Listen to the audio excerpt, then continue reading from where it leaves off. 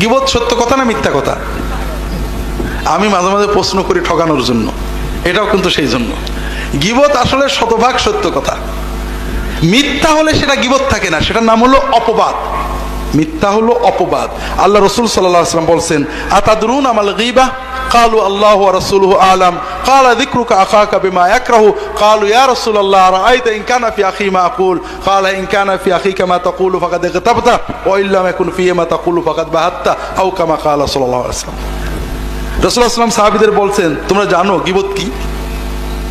তারা বললেন, আল্লাহ এবং তার রাসূল ভালো জানেন। রাসূলুল্লাহ সাল্লাল্লাহু আলাইহি ওয়াসাল্লাম বললেন, তোমার ভাই সম্পর্কে তার গায়বাতে, গীবতে, তার অনুপস্থিত অবস্থায় এমন কথা বলবে যে এটা শুনলে তার মন খারাপ হবে। সাহাবীরা প্রশ্ন করলেন যে ইয়া রাসূলুল্লাহ, এইরকম জিনিস যদি তার সত্যিই থাকে? রাসূলুল্লাহ সাল্লাল্লাহু আলাইহি ওয়াসাল্লাম বললেন, যদি সত্যই এরকম জিনিস থাকে তাহলে সেটা গীবত, আর যদি মিথ্যা বলো সেটা অপবাদ।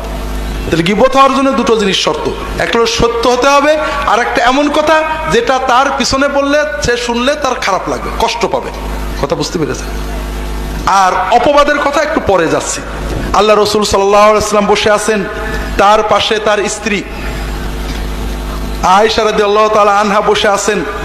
এমন সময় আর এক স্ত্রী সফিয়া রাদিয়াল্লাহু তাআলা আনহা তার কাছে এসেছেন, কয়েকটা